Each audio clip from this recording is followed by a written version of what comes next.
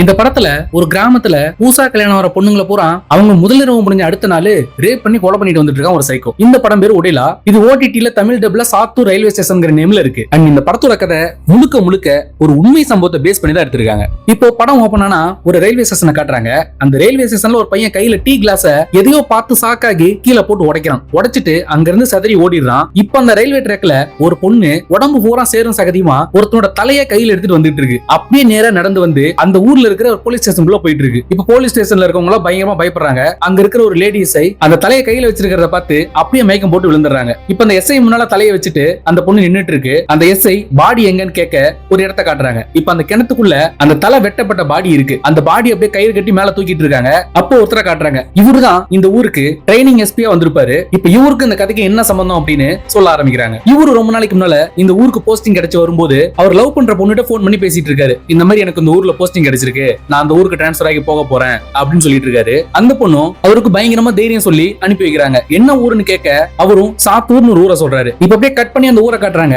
அந்த ஊர்ல ஒருத்தங்களுக்கு புதுசா கல்யாணம் ஆயிருக்கும். இப்ப கல்யாணம் ஆகி முத நாள் போல அந்த கல்யாண பொண்ணு அந்த வீட்டை விட்டு வெளியில வருது. வெளியில வரும்போது அந்த கல்யாண மாப்பிள்ள ஒரு மாதிரி உட்கார்ந்து சைட் அடிச்சிட்டு இருக்கான். அந்த வீட்டுல இருக்கவங்க அவங்கள பார்த்து ஒரு மாதிரி கிண்டலா பேசிட்டு இருக்காங்க. இப்போ அந்த வீட்டுக்கு பக்கத்து வீட்டை காட்டுறாங்க. இவங்க தான் அந்த படத்தோட மெயின் கேரக்டர். இவன் பேரு திருப்பதி, இவன் ஒய்ஃப் பேரு ராதா. இவன் எப்ப பார்த்தாலும் வீட்டுக்கு குடிச்சிட்டு வரதுனால அவன் ஒய்ஃப் எப்பவுமே இதே வேலையா தான் இருப்பியாடா அப்படின்னு சொல்லி போட்டு பயங்கரமா அடிச்சிட்டு இருக்கு. இந்த வீட்டுல இவங்க மட்டும் இல்லாம இவனோட தம்பி, ஹீரோயினோட தங்கச்சி, இவங்க 4 பேருமே தான் இருந்துட்டு இருக்காங்க. அவங்க 2 பேருக்கும் கல்யாணம் ஆகல. சீக்கிரமா கல்யாணம் பண்ணிக்க போறதா சொல்லிட்டு இருப்பாங்க. இப்ப இவங்க பிரச்சனை போயிட்டு இருக்கும்போது அந்த ஊர் தலைவர் வந்து நான் ஒரு முக்கியமான வேலையை நாளைக்கு வெளியில போகணும், இந்த சட்டைய துவைச்சு இஸ்திரி போட்டு கொடுங்க அப்படின்னு சொல்லி கொடுத்துட்டு இருக்காரு. உடனே அந்த ராதா பொண்ணும் ஒரு நிமிஷம் இருங்க வரேன் அப்படின்ட்டு கல்லாப்பட்டியை திறந்து 100 ரூபாய் காசு எடுத்து வந்து கொடுக்குது. நேத்து நீங்க காசு கொடுக்கும்போது தெரியாதனமா அந்த 100 ரூபாய் சேர்த்து கொடுத்துட்டீங்க, அதனாலதான் திருப்பி கொடுக்கலாம்னு எடுத்துட்டு வந்தேன் அப்படின்னு சொல்லுது.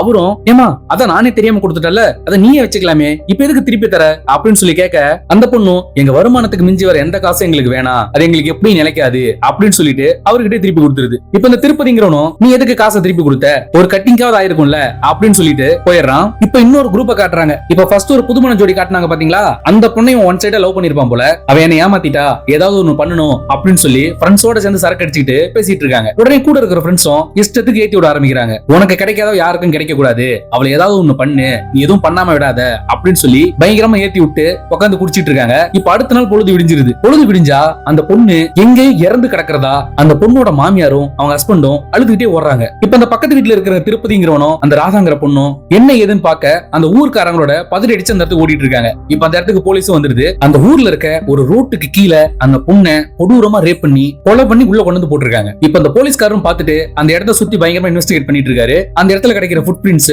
அந்த ஃபுட் பிரிண்டோட சைஸ் இதெல்லாமே போட்டோ எடுத்துக்கிறாரு. இப்ப அந்த இடத்துக்கு கரெக்டா தலைவரும் வந்துடுறாரு. வந்து இதுவரை நம்ம ஊர்ல இப்படி ஒரு சம்பவம் நடந்ததே கிடையாது, இதுதான் முத தடவை, இது யார் பண்ணிருப்பா அப்படின்னு உடனே விசாரிக்க ஆரம்பிங்க அப்படின்னு சொல்லிட்டு இருக்காரு. சொல்லிட்டு இருக்கும்போது அந்த எஸ்ஐ இப்போதைக்கு சந்தேக கேஸ்ல அந்த பொண்ணோட ஹஸ்பண்டும் அவங்க மாமனாரையும் அரெஸ்ட் பண்ணணும் அப்படின்னு சொல்லி அரெஸ்ட் பண்ணி கூட்டிட்டு போறாங்க. அப்படி கூட்டிட்டு போகும்போது அந்த பொண்ணோட ஹஸ்பண்ட் சத்தியமா நான் எதுவுமே பண்ணல, அந்த பொண்ணு ஒருத்தன் ஒன் சைடா லவ் பண்ணிட்டு இருந்தான், அவன் தான் ரொம்ப நாளா அந்த பொண்ணு பின்னாலே சுத்தி வந்துட்டு இருக்கிறதா சொல்லுவா, அவன் தான் கண்டிப்பா ஏதாவது பண்ணிருக்கணும் அப்படின்னு அந்த பையனை போலீஸ்ல சொல்லிடுறாரு. இப்ப போலீஸ் அந்த பையனை தூக்கிட்டு வந்து பயங்கரமா போட்டு அடிக்க ஆரம்பிக்கிறாங்க. உடனே அந்த பையனும் நான் எதுவுமே பண்ணல, நான் பண்ணணும்னு நினைச்சது என்னமோ உண்மைதான், ஆனா சத்தியமா நான் அந்த பொண்ணு எதுவுமே பண்ணல அப்படின்னு சொல்லிட்டு இருக்கான். இவன் இப்படி எல்லாம் கேட்டா சொல்ல மாட்டான், அவன் விசாரிக்கிற முறையில விசாரிக்கணும்னு அவனை ரொம்ப கொடூரமா சித்திரவதை பண்ணி விசாரிச்சிட்டு இருக்காங்க. இப்போ ஒரு கட்டத்துல அவங்க பண்ற சித்திரவதை தாங்க முடியாம நான் தான் பண்ணேன் அப்படின்னு ஒத்துக்கிறான். இப்ப அப்படியே கட் பண்ணி அந்த திருப்பதியோட ஃபேமிலியை காட்டுறாங்க. அந்த திருப்பதிங்கிறவனும் அவன் ஒய்ஃபும் ஒரு லேகியம் வைக்கிற டாக்டரை சந்திச்சிட்டு இருக்காங்க. இவங்களுக்கு கல்யாணம் ஆகி 10 வருஷம் ஆகிருக்கும், ஆனா ரொம்ப வருஷமா குழந்தை இருக்காது. அதனால அவரும் நிறைய லேகியம் கொடுத்திருப்பாரு. அதுக்கு அந்த பொண்ணு ஒரு காரணம் சொல்றா, நீங்க என்னதான் லேகியம் கொடுத்தாலும் இவன் கரெக்டா இல்ல, எப்ப பார்த்தாலும் குடிச்சிட்டு வந்து தூங்கிடுறான் அப்படின்னு அந்த திருப்பதிங்கிறவனை ரொம்ப மட்டம் தட்டி சொல்லிட்டு இருக்கு. இப்ப திரும்ப கட் பண்ணா அந்த எஸ்பி ஆபீஸ் காட்டுறாங்க. அந்த எஸ்பி அந்த இடத்துல எடுத்த போட்டோஸை உத்து பார்த்துட்டு இருக்காரு. பார்த்துட்டு இருந்துட்டு அந்த பையனை வெளியில கூட்டிட்டு வாங்க அப்படின்னு சொல்லி அவங்கிட்ட ஒரு வாட்டர் பாட்டில தூக்கி போடுறாரு. அந்த பையனும் அந்த வாட்டர் பாட்டில லெஃப்ட் ஹேண்ட்ல கேட்ச் பண்றான். கேட்ச் பண்ண உடனே இந்த பையன் பண்ணல, இவனை வெளியே விட்டுருங்க அப்படின்னு சொல்றாரு. உடனே அங்க இருக்கிற எஸ்ஐயும் உடனே கோவப்பட்டு இத்தனை வருஷமா போலீஸா இருக்கேன், நீ இப்பதான் ட்ரைனிங் எஸ்பியா வந்திருக்க, உனக்கு ஒண்ணும் தெரியாது அப்படின்னு பயங்கரமா சண்டை போடுறாரு. நான் அடிச்சு சொல்றேன், இந்த பையன் தான் பண்ணிருக்கான், நாங்க அடிச்சதுல இவனே உண்மையை ஒத்துக்கிட்டான் அப்படின்னு சொல்லிட்டு இருக்காரு. உடனே அந்த எஸ்பியும் நீங்க அடிச்ச வலி தாங்காம தான் அவன் உண்மையை ஒத்துக்கிட்டான், கொலை செய்யப்பட்ட அந்த பொண்ணோட பாடியில கிடைச்ச செமனை டெஸ்ட் காமிச்சிருந்தேன், அது கிட்டத்தட்ட ஒரு 30 வயசுக்கு மேல இருக்க ஒரு ஆளோட செமன், அது மட்டும் இல்லாம கொலை செய்யப்பட்ட இடத்துல கிடைச்ச ஃபுட் பிரிண்டோட சைஸ் 10. இந்த பையனுக்கு வயசு ஒரு 20-22 தான் இருக்கும். இந்த பையனோட ஃபுட் பிரிண்ட் சைஸ் 7 தான். அதனாலதான் இவன் இல்ல அப்படின்னு நான் கரெக்டா சொல்றேன் அப்படின்னு அந்த எஸ்பி சொல்லிட்டு இருக்காரு. சொல்லிட்டு இருக்கும் போதே அங்க இருக்கிற லேடி எஸ்ஐ அந்த எஸ்பியை பாராட்டுறாங்க. இப்ப இவங்க பேசிட்டு இருக்கும் போதே அவங்களுக்கு இன்னொரு கால் வருது. அந்த ஊர்ல இன்னொரு பொண்ணு அதே போல கொடூரமா ரேப் செய்யப்பட்டு கொலை பண்ணி இருக்கிறதா தகவல் வருது. இப்ப அந்த ஸ்பாட்டுக்கு கிளம்பி போயிட்டு இருக்காங்க. கிளம்பி போனா அந்த பொண்ணு புதுசா கல்யாணமாகி முதலிரவு முடிஞ்ச அடுத்த நாளே ஒரு தோட்டத்துக்குள்ள கொடூரமான முறையில கொலை செய்யப்பட்டிருக்கு. இப்ப அந்த இடத்துல வந்து இந்த போலீஸ்காரங்க இன்வெஸ்டிகேட் பண்ணிட்டு இருக்காங்க. ஆனா இந்த இடத்துல அவருக்கு எந்த விதமான எவிடன்ஸும் கிடைக்கல. உடனே அன்னைக்கு நைட்டு அவர் லவ் பண்ற பொண்ணுகிட்ட போன் பண்ணி சொல்லிட்டு இருக்காரு, இந்த மாதிரி நான் ட்ரைனிங்கா இருக்கிற ஊர்ல இந்த மாதிரி ஒரு சம்பவம் நடந்துட்டு இருக்கு, நானும் எவ்வளவோ ட்ரை பண்ணிட்டு இருக்கேன், அது யாருன்னு கண்டே பிடிக்க முடியல அப்படின்னு சொல்லிட்டு இருக்காரு. அந்த பொண்ணும் கண்டிப்பா ஒன்னால முடியாம இருக்காது, காலேஜ் படிச்சிட்டு இருக்கும்போது தப்பான சேர்க்கையால போத வழியில போய்கிட்டு இருந்தேன், என்னையே திருத்தி சரி பண்ணி கொண்டு வந்த, கண்டிப்பா உன்னால முடியும், நீ நம்பிக்கையோட திரும்ப அந்த கேஸ விசாரிக்க ஆரம்பி அப்படின்னு சொல்லி தைரியம் சொல்லுது. இவரும் அன்னைக்கு நைட்டு அந்த ஸ்பாட்டுக்கு போயிட்டு வேற ஏதாவது எவிடன்ஸ் கிடைக்குதான்னு பயங்கரமா தேடிட்டு இருக்காரு. அப்படி தேடிட்டு இருக்கும்போது ஒரு மொபைல் ஒண்ணு கையில கிடைக்குது. அந்த மொபைலை எடுத்துட்டு வந்து சார்ஜ் போட்டு சுவிட்ச் ஆன் பண்ணி உள்ள ஏதாவது போட்டோஸ் இருக்கான்னு பாத்துட்டு இருக்காரு. ஆனா ஒரு வீடியோ ரெக்கார்ட் ஆயிருக்கு. அந்த வீடியோல யாரோட முகமும் பதிவாகல, ஆனா அதுல என்ன பேசிக்கிறாங்கிறது மட்டும் பதிவாயிருக்கு. அந்த பொண்ணை கொலை பண்ணவன் அந்த பொண்ணை பயங்கரமா அடிச்சு சித்திரவதை பண்ணி அந்த பொண்ணுக்கு முதல்வர் எப்படி எல்லாம் நடந்தது அப்படின்னு அந்த பொண்ணு வாயாலே கொஞ்சம் கொஞ்சமா சொல்ல வச்சு கேட்டு அந்த பொண்ணை ரேப் பண்ணி இருந்திருக்கான். அதுக்கப்புறமா கொடூரமா அடிச்சு கொலை பண்ணிருக்கான். இது எல்லாமே வெறும் வாய்ஸா மட்டும் ரெக்கார்ட் ஆயிருக்கு. அதை கேட்டுட்டு ரொம்ப எமோஷனல் ஆகுறாங்க. இப்ப அப்படியே கட் பண்ணா அந்த திருப்பதிங்கிறனோட தம்பியை காட்டுறாங்க. அவன் தம்பி அந்த ஊர்ல இருக்கிற போட்டோகிராஃபர் கால் பண்ணி பேசிட்டு இருக்கான். அந்த போட்டோகிராஃபரும் உனக்கு ஒரு வீடியோ அனுப்பிச்சிருக்கேன் பாரு, இது நீ இதுக்கு முன்னால பார்த்த வீடியோ மாதிரி கிடையாது அப்படின்னு பேசிட்டு இருக்காங்க. அதை பேசிட்டு இருக்கும் போதே அவன் கல்யாணம் பண்ணிக்க போற பொண்ணு அந்த வீட்டுல குளிக்க போகுது. உடனே இவனும் நீ உடனே போனை கட் பண்ணு அப்படின்னுட்டு அந்த பொண்ணு குளிக்கிறத எட்டி பார்த்துட்டு இருக்கான். இப்ப அப்படியே கட் பண்ணி அந்த திருப்பதிங்கிறவனை காட்டுறாங்க. அவன் காலையில வீட்டுல தூங்கி எந்திரிக்கும் போது அவன் ஒய்ஃப் ஜாக்கெட்ல ஹூக்க மாட்டிவிட சொல்லிட்டு இருக்கு. அவனும் ஒரு மாதிரி பயந்து கிட்ட வரான். இந்த வேலையை கரெக்டா பாப்பியா இல்ல நைட்டு மாதிரி தூங்கிடுவியா அப்படின்னு அவனை பயங்கரமா கிண்டல் பண்ணிட்டு பேசிட்டு இருக்கு. இப்ப அந்த போலீஸ்காரங்களும் அந்த வீடியோல ரெக்கார்ட் ஆன வாய்ஸ ஊர்ல இருக்கவங்க எல்லாம் காமிச்சு அது யாரோட வாய்ஸ் அப்படின்னு சொல்லி விசாரிச்சுட்டு இருக்காங்க. இப்ப எல்லாருமே அந்த வாய்ஸை கேட்டுட்டு தெரியலன்றாங்க. ஆனா அந்த திருப்பதிங்கிறவன் மட்டும் இது அந்த போட்டோகிராஃபரோட வாய்ஸ் மாதிரி இருக்கு அப்படின்னு சொல்ல இப்ப அந்த போட்டோகிராஃபரை கூட்டிட்டு வந்து விசாரிச்சுட்டு இருக்காங்க. இப்ப அவனை விசாரிச்சுட்டு இருக்கும் போது அவனோட லாயர் வந்து அந்த சம்பவம் நடந்த அன்னைக்கு அவன் ஊர்லயே கிடையாது, பக்கத்து ஊர்ல ஒரு வெட்டிங் போட்டோகிராஃபி எடுக்க போயிருந்தான் அப்படின்னு எவிடன்ஸை காமிச்சிட்டு இருக்காரு. இப்ப அந்த எவிடன்ஸை காமிச்சதும் அவனை இதுக்கு மேல கிளம்பு அப்படின்னு சொல்லிட்டு ஒரு போலீஸ்காரரை நீ எதுக்கும் அவன் மேல ஒரு கண்ணு வை அப்படின்னு சொல்லிட்டு அனுப்பி வச்சிருக்காரு. அது மட்டும் இல்லாம அந்த வாய்ஸ் அவனோட தானா அப்படின்னு அவனை பேச வச்சு செக் பண்ணி பாக்குறாங்க. அந்த வாய்ஸ் கொஞ்சம் கூட மேட்ச் ஆகல. இப்ப அவனை அனுப்பி விட்டுட்டு எஸ்பி கால் பண்ணி கேட்டுட்டு இருக்காரு, அந்த ஊர்ல என்னதான் நடக்குது, எப்படி இன்வெஸ்டிகேஷன் போயிட்டு இருக்கு அப்படின்னு சொல்லி கேட்டுட்டு இருக்காங்க. இப்ப அவர்கிட்ட பேசிட்டு பேசாம கிடைச்ச செமனை வச்சு இந்த ஊர்ல இருக்க ஆம்பளைங்களை டிஎன்ஏ டெஸ்ட் எடுக்கலாம் அப்படின்னு சொல்றாரு. உடனே அந்த எஸ்ஐயும் உனக்கு என்ன மண்டைக்கு குழம்பிடுச்சா, இந்த ஊர்ல கிட்டத்தட்ட 2000 பேர் இருக்காங்க, அத்தனை பேரையும் கூப்பிட்டு டிஎன்ஏ டெஸ்ட் எடுப்பியா அப்படின்னு சொல்லிட்டு இருக்காங்க. உடனே இந்த எஸ்பியும் இந்த ஊர்ல மொத்தம் 2000 ஆம்பளைங்க இருக்காங்க, அதுல 25 வயசுக்கு கீழே இருக்கவங்க 35 வயசுக்கு மேல இருக்கவங்கன்னு பிரிச்சோம்னா மிச்சம் இருக்கிறது ஒரு 20ல இருந்து 22 பேர் தான், அந்த 22 பேரை டிஎன்ஏ டெஸ்ட் பண்ணா ஈஸியா கண்டுபிடிச்சிடலாம் அப்படின்னு சொல்லிட்டு இருக்காரு. இப்ப இவங்க பேசிட்டு இருக்கும்போது அந்த ஊர் பஞ்சாயத்து தலைவர் அந்த போலீஸ் ஸ்டேஷனுக்கு பத்திரிகை எடுத்துட்டு வராரு. பத்திரிகை எடுத்துட்டு வந்து என் பொண்ணுக்கு கல்யாணம் வச்சிருக்கேன், நீங்க எல்லாம் கண்டிப்பா வரணும்னு சொல்லிட்டு இருக்காரு. அந்த எஸ்பியும் ஐயா ஊர்ல நடந்துட்டு இருக்கிறத நீங்களும் பாத்துட்டு தான் இருக்கீங்க, அந்த சைக்கோ கில்லர் ஊர்ல புதுசா கல்யாணம் வர பொண்ணுங்களை தான் டார்கெட் பண்ணி கொலை பண்ணிட்டு வந்துட்டு இருக்கான், இந்த டைம்ல நீங்க கல்யாணம் வைக்கிறது சேஃப் இல்ல, அதனால ஒரு 2 வாரம் டைம் கொடுங்க, அவன் யாருன்னு கண்டுபிடிச்சிடலாம், அதுக்கப்புறம் நீங்க கல்யாணத்தை வைங்க அப்படின்னு சொல்லிட்டு இருக்கான். உடனே அந்த தலைவரும் என்னென்ன ஊர்ல சாதாரண ஆளுங்க மாதிரி நினைச்சியா, நான் கன் வச்சிருக்கேன், என் பொண்ணை தொடறதுக்கு எவனுக்கு தைரியம் இருக்கு அப்படின்னு சொல்லிட்டு கல்யாணத்தை நான் வச்சே தீருவேன் அப்படின்னு அந்த கல்யாணத்தை நடத்திட்டு இருக்காரு. இப்ப அந்த கல்யாணத்துல அந்த திருப்பதிங்கிறவனும் அவன் தம்பியும் குடிச்சிட்டு பயங்கரமா டான்ஸ் ஆடிட்டு இருக்காங்க. இப்ப அதை பார்த்துட்டு அவனோட ஒய்ஃப் வந்து அவன் அங்க இருந்து இழுத்துட்டு போக ட்ரை பண்ணுது. ஆனா விடாம அவன் அங்கேயே பயங்கரமா டான்ஸ் ஆடிட்டு இருக்கான். இப்ப அந்த பஞ்சாயத்து தலைவர் பொண்ணுக்கு கல்யாணம் ஆயிடுது. அந்த கல்யாணத்துல அந்த திருப்பதிங்கிறவனும் அவன் ஒய்ஃப் வந்து எல்லா வேலையும் பார்த்துட்டு இருக்காங்க. இப்ப அந்த போட்டோகிராஃபர் உள்ள போட்டோ எடுக்கிற மாதிரி அந்த பொண்ணை ஒரு மாதிரி தப்பான கண்ணோட்டத்தோட பார்த்துட்டு இருக்கான். இந்த போலீஸ் ஆபீசர்ஸும் என்ன பண்றதுனே தெரியாம அந்த கல்யாண வீட்டுக்கு காவலுக்கு வந்து நின்னுட்டு இருக்காங்க. இப்போ அன்னைக்கு நைட்டு சாந்தி முகூர்த்தம் முடிஞ்சிருது. அடுத்த நாள் காலையில அந்த கல்யாண பொண்ணு அந்த பொண்ணோட ஃப்ரெண்ட ட்ரெயின் ஏத்தி வழி அனுப்பி வைக்க கிளம்பி போயிட்டு இருக்கு. இப்ப அந்த எஸ்பியும் கூட நீங்களும் பாதுகாப்புக்கு போங்க அப்படின்னு அந்த 2 போலீஸ்காரங்களை அனுப்பி வைக்கிறாரு. அவங்களும் கரெக்டா ஃபாலோ பண்ணிட்டு போயிட்டு இருக்காங்க. போயிட்டு ரயில்வே ஸ்டேஷன்ல உட்காந்து பேசிக்கிட்டு இருக்கும்போது அந்த போலீஸ்காரங்க ட்ராக்குக்கு இந்த பக்கம் நின்னு டீ குடிச்சிட்டு இருக்காங்க. அப்போ ஒரு ட்ரெயின் ஒன்னு குறுக்க கிராஸ் ஆகுது. அந்த டைம்ல அந்த சைக்கோ கூட இருந்த பொண்ணு மயக்கம் போட வச்சுட்டு இந்த கல்யாண பொண்ணு தூக்கிட்டு போயிடுறான். இப்ப அந்த கல்யாண பொண்ணு தூக்கிட்டு போய் ஒரு சோளக்காட்டுக்குள்ள வச்சு பயங்கரமா அடிச்சு சித்திரவதை பண்ணி அந்த பொண்ணையும் சாந்தி முகூர்த்த நேத்து எப்படி நடந்தது அப்படின்னு அந்த பொண்ணோட வாயாலே சொல்ல வச்சு அதை கேட்டுக்கிட்டு ரேப் பண்ணி கொலை பண்றான். இப்ப அந்த போலீஸ் ஆபீசர்ஸும் அந்த பொண்ணை அந்த காட்டுக்குள்ள பயங்கரமா தேட ஆரம்பிக்கிறாங்க. இப்ப இந்த எஸ்பி கரெக்டா அந்த இடத்துக்கு வந்துறாரு. வந்து அந்த கில்லர் அந்த பொண்ணை கொண்டுட்டு கிளம்பும் போது எஸ்பி பாத்துறாரு. ஆனா முகத்தை மட்டும் பார்க்க முடியல, முகத்தை மூடி இருக்கான். அந்த எஸ்பி அவனை பிடிக்கிறதுக்கு பயங்கரமா ட்ரை பண்றாரு. இப்போ ஒரு கட்டத்துல அப்படி இப்படி விரட்டி அடிச்சு புடிச்சிடறாங்க. புடிச்சு முகத்தை விலக்கி பார்த்தா அந்த திருப்பதிங்கிறவனோட தம்பி. அந்த இடத்துல அப்படியே கட் பண்ணி இன்ட்ரோல் போடுறாங்க. இப்ப அந்த கில்லரை போலீஸ் ஸ்டேஷன்ல தலைகீழா தொங்க விட்டு பயங்கரமா அடிச்சிட்டு இருக்காங்க. அந்த ஸ்டேஷனுக்கு வந்த ஊர் தலைவரும் இங்க பாருங்க 10 லட்சம் ரூபாய் எடுத்துட்டு வந்திருக்கேன், இங்க இருக்கிற போலீஸ்காரங்க ஆளுக்கு 1 லட்சம் எடுத்துக்கங்க, தயவு செஞ்சு அவனை என்கிட்ட கொடுத்துருங்க, அவனை என்ன பண்ணணுமோ நான் பண்ணிக்கிறேன் அப்படின்னு சொல்லிட்டு அவனை தூக்கி ஒரு டிராக்டர்ல போட்டு எடுத்துட்டு போயிடுறாங்க. இப்ப அந்த இடத்துக்கு வந்த எஸ்பி எப்படி நீங்க லஞ்சம் வாங்கிட்டு ஒரு அக்யூஸ்டா அவர் கூட அனுப்பி வைப்பீங்க அப்படின்னு பயங்கரமா சத்தம் போட்டுட்டு இருக்காரு. உடனே அங்க இருக்கிற எஸ்ஐயும் எங்க குடும்ப சூழ்நிலைக்கு இந்த பணத்தை வச்சுதான் நாங்க ஓட்ட முடியும், இதே மீறி நீங்க மேல் இடத்துல புகார் கொடுப்பீங்கன்னா உங்க கையாலே எங்க ஃபேமிலிக்கு பாய்சன் வாங்கி கொடுத்துருங்க அப்படின்னு சொல்லிட்டு கிளம்பி போயிடுறாரு. இப்ப இந்த திருப்பதி அவனோட ஒய்ஃபும் அவன் தம்பி அரெஸ்ட் பண்ணிட்டாங்கன்னு தெரிஞ்சு அந்த போலீஸ் ஸ்டேஷன்ல ஓடி போய் கெஞ்சிட்டு இருக்காங்க. அவன் அந்த மாதிரி எல்லாம் பண்ற ஆள் கிடையாது, அவனை எங்க வச்சிருக்கீங்க அப்படின்னு சொல்லி எஸ்பி கேட்க எஸ்பியும் சொல்லிடுறாரு அவன் இங்க இல்ல, அவன் உங்க ஊர் தலைவர் அவரோட மில்லுக்கு தூக்கிட்டு போயிட்டாரு அப்படின்னு சொல்ல அந்த மில்லுக்கு வேகமா ஓடிட்டு இருக்காங்க. இவங்க ஓடுறதுக்குள்ள அந்த தலைவரும் அவனை கொஞ்சம் கொஞ்சமா சித்திரவதை பண்ணிட்டு இருக்காரு. இவங்க போய் அவ்வளவு தூரம் கெஞ்சியும் அந்த தலைவர் கொஞ்சம் கூட விடுற ஐடியாவில் இல்ல.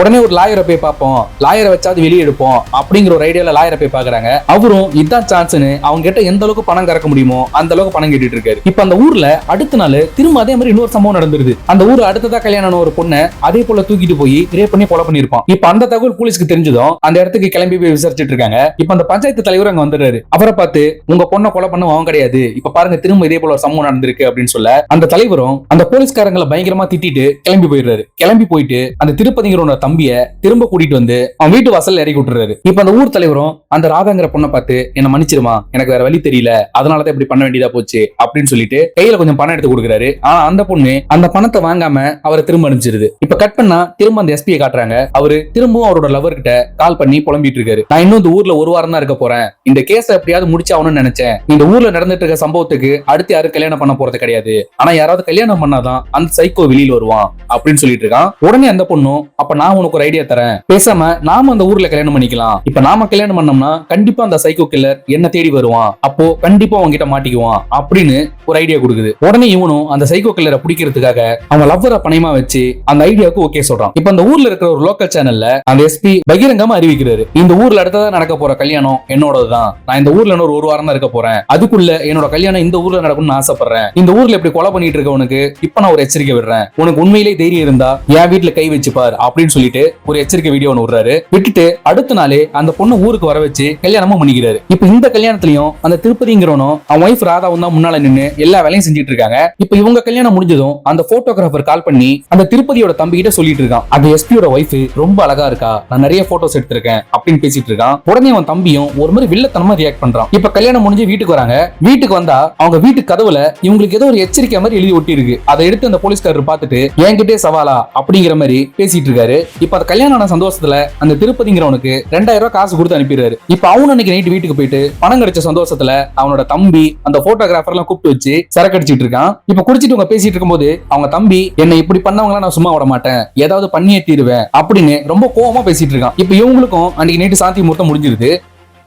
இப்ப அந்த ராதாங்கிற பொண்ணு வீட்டுல தூங்கிட்டு இருக்கும்போது அந்த வீட்டு அலமாரியில ஒரு எலி தொல்லையா இருக்கு. இப்ப அந்த பொண்ணு எழுந்து தண்ணி குடிச்சிட்டு இருக்கு. தண்ணி குடிக்கும் போது அந்த அலமாரியில இருந்த ஒரு ட்ரங்க் பொட்டி ஒண்ணு கீழே விழுவுது. அந்த பொட்டி ஓபன் பண்ணி பார்க்கும்போது அந்த பொட்டிக்குள்ள ஏதோ தங்கம் இருக்கிற மாதிரி தெரியுது. உடனே அங்க இருக்கிற ட்ரெஸ் விலைக்கு விட்டு பார்க்கும்போது நிறைய பொண்ணுங்களோட மோதிரம், ஜிமிக்கி, செயின் அப்படின்னு நிறைய நகைங்க அதுல இருக்கு. அதெல்லாம் கையில எடுத்து ஒரு சேலையில முடிஞ்சுக்கிட்டு வீட்டுல இருந்து மெதுவா வெளியில வரா. உடனே அவங்க ஹஸ்பண்டும் இந்த நேரத்துல எங்க போற அப்படின்னு சொல்லி கேட்டுறான். உடனே அவளும் ஏதோ ஒண்ணு சொல்லி சமாளிச்சுட்டு அந்த வீட்டுல இருந்து நேரா கிளம்பி போய் அந்த ஊர் தலைவர்கிட்ட அதுல இருந்து மோதிரத்தை காமிச்சு கேட்டுட்டு இருக்கா, இது உங்க பொண்ணோடதா அப்படின்னு சொல்லி கேட்க அவரும் பார்த்துட்டு ஆமா இது என் பொண்ணோடதுதான், உனக்கு எப்படி கிடைச்சது அப்படின்னு இமோஷனல் ஆயிட்டு இருக்காரு. உடனே அந்த பொண்ணு அங்கிருந்து வேகமா கிளம்பி ஒவ்வொரு பொண்ணுங்க வீட்டுக்கா போறா. ஒவ்வொரு பொண்ணுங்க வீட்லயும் எழுப்பி அந்த நகையை காட்டும் போது அவங்களோடதுன்னு சொல்றாங்க. இப்போ ரொம்ப பதறி போய் வீட்டுக்கு வரா. வீட்டுக்கு வந்தா அந்த திருப்பதிங்கிறவனும் இல்ல, அவன் தம்பியும் இல்ல. அடுத்து இந்த எஸ்பி கிட்ட எப்படியா சொல்லி அலர்ட் பண்ணி ஆகணும் அப்படின்னு அந்த எஸ்பிக்கு எவ்வளவு நேரமா கால் பண்ண ட்ரை பண்றா, அவனும் போன் எடுக்கவே இல்ல. இப்ப அந்த வீட்டுக்கு அந்த திருப்பதிங்கிறவனும் வரான். வந்துட்டு லாண்டரியில போட வேண்டிய துணி எல்லாம் எடுத்துக்கிறேன் அப்படின்னு சொல்லிட்டு உள்ள போய்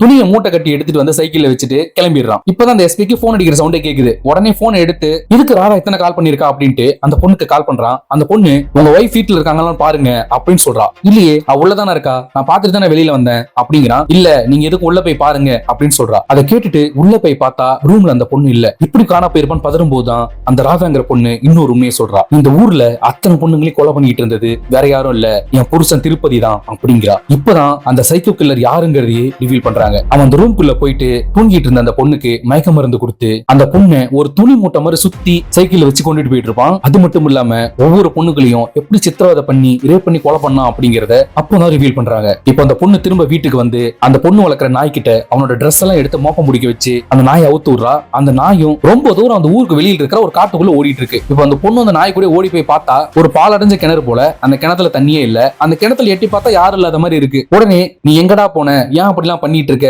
அப்படின்னு ஒரு இடத்துல உட்காந்து அழுதுட்டு இருக்கா. அந்த நாய் அந்த கிணத்தை மட்டுமே பார்த்து குலைச்சிட்டு இருக்கு. இப்ப திரும்ப போய் அந்த கிணத்தை எட்டி பார்க்கும்போது அந்த திருப்பதிங்கிறவன் அந்த கிணத்துக்குள்ள அந்த பொண்ணோட வாயை பொத்தி உட்காந்துட்டு இருக்கான். இப்ப அந்த பொண்ணு கத்துறத பார்த்து அவன் மேல ஏறி வரான். மேல ஏறி வந்தா நீ யார் அப்படிலாம் பண்ண, ஏன்டா அப்படிலாம் பண்ணிட்டு இருக்க அப்படின்னு சொல்லி கேட்க, அப்போதான் அவன் சொல்றான், நான் இப்படி மாறினதுக்கு காரணமே நீதான். நமக்கு கல்யாணம் ஆகி சாந்தி முகூர்த்த அன்னைக்கு என்ன நடந்துச்சு ஞாபகம் இருக்கா அப்படிங்கிறான். அப்போதான் இன்னொரு உண்மை வெளியே வருது. இந்த பொண்ணுக்கு பிடிக்காம தான் இவன் கல்யாணம் பண்ணிருப்பான். அதுவும் இல்லாம இவன் அந்த வயசுல குடிச்சு இவனுக்கு ஆன்மம் இல்லாம இருந்திருக்கும். இப்ப அந்த பொண்ணும் நீ எதுக்காக என்ன கல்யாணம் பண்ணன்னு எனக்கு தெரியும், உனக்கு தேவை என் உடம்பு தானே, எடுத்துக்கோ அப்படின்னு சொல்லும் போது அவன் எவ்வளவு ட்ரை பண்ணியும் அவனால ஒண்ணுமே பண்ண முடிஞ்சிருக்காது.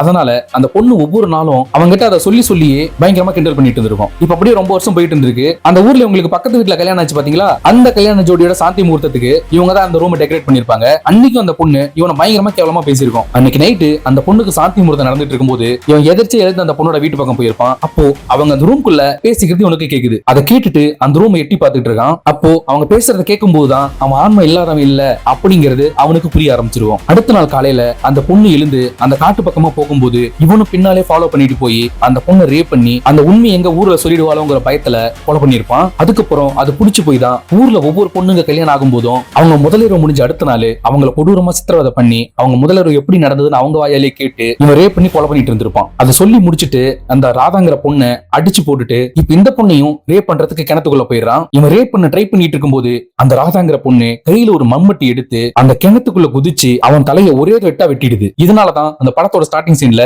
அவன் தலையோட உடம்பு பூரா சேரும் சகதியமா அந்த போலீஸ் ஸ்டேஷனுக்கு வந்திருக்கும். இப்ப இதோட கட் பண்ணி இந்த படத்தோட பார்ட் 2 லீடு கொடுத்து முடிச்சிருக்காங்க. நான் படத்தோட ஸ்டார்டிங்லயே சொல்லியிருப்பேன், இந்த பார்ட் 1 படம் ஒரு உண்மை சம்பவம்னு. சோ அந்த உண்மை சம்பவத்தை மையமா வச்சு எடுத்ததுனால இந்த படம் பயங்கரமா ஹிட் ஆயிடுச்சு. ஆனா இந்த படத்தோட பார்ட் 2 முழுக்க கற்பனையில் எடுத்திருப்பாங்க. அதனால இந்த பார்ட் 1 அளவுக்கு விறுவிறுப்பா இருந்திருக்காது. ஆனா அந்த செத்து போன திருப்பதிங்கிறவன் பேயா வந்து திரும்பவும் அந்த ஊர்ல நிறைய பொண்ணுங்களை ரேப் பண்ணி கொலை பண்ண மாதிரி தான் படம் எடுத்திருந்தாங்க. அந்த படம் சரியா போகல. ஆல்ரெடி அந்த பார்ட் 2 படத்துக்கு நம்ம சேனல்ல ஒரு ரோஸ்ட் வீடியோ கூட போட்டிருந்தோம். சோ பார்க்காதவங்க யாராவது இருந்தீங்கன்னா பாருங்க. இந்த வீடியோ உங்களுக்கு பிடிச்சிருந்தா லைக் பண்ணுங்க. அண்ட் மறக்காம நம்ம பிளாஸ்ட் யூடியூப் சேனலை சப்ஸ்கிரைப் பண்ணிக்கோங்க. அண்ட் இந்த வீடியோ யாராவது மொபைல்ல பாத்துட்டு இருந்தீங்கன்னா மறக்காம கொஞ்சம் ஹைப் போட்டு விடுங்க. திரும்ப இதே போல இன்னொரு இன்ட்ரெஸ்டிங் வீடியோட உங்க எல்லாரையும் சந்திக்கிறேன். And this is Vijayakumar signing off. By.